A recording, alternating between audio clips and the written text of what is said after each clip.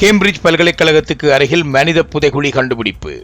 Cambridge பல்கலைக்கழக மாணவர்கள் அகழ்வாராய்ச்சியில் ஈடுபட்டிருந்த போது வைக்கிங் சகாப்தத்தில் புதைக்கப்பட்ட கூட்டு புதைகுழியை கண்டுபிடித்துள்ளனர். அதில் குறைந்தது 10 நபர்களின் துண்டு துண்டான எச்சங்கள் காணப்பட்டதாக கூறப்படுகிறது. Discover the magic of Sri Lanka with Satkin Holidays. Book your unforgettable adventure today with Satkin Holidays. 17 முதல் 24 வயதுக்குட்பட்ட மிகவும் உயரமான மனிதனின் எலும்புக்கூடும் இதன் போது இனங்காணப்பட்டுள்ளது. அவரது சராசரி உயரம் 6 அடி 5 அங்குலமாக இருப்பதாக தெரிவிக்கப்படுகிறது. இந்த உயரமான நபரின் மண்டையூட்டில் மூளை அறுவை சிகிச்சை மேற்கொள்ளப்பட்டமைக்கான தடயங்கள் கண்டறியப்பட்டுள்ளன. இது ஹார்மோன் தொடர்பான வளர்ச்சி நிலையான ஜிகாண்டிசம் போன்றவற்றால் ஏற்படும் தலைவலியை போக்க செய்யப்பட்டிருக்கலாம் என ஊகிக்கப்படுகிறது. இதேவேளை துண்டு துண்டான ஏனைய எச்சங்களும் இனங்காணப்பட்டுள்ளன.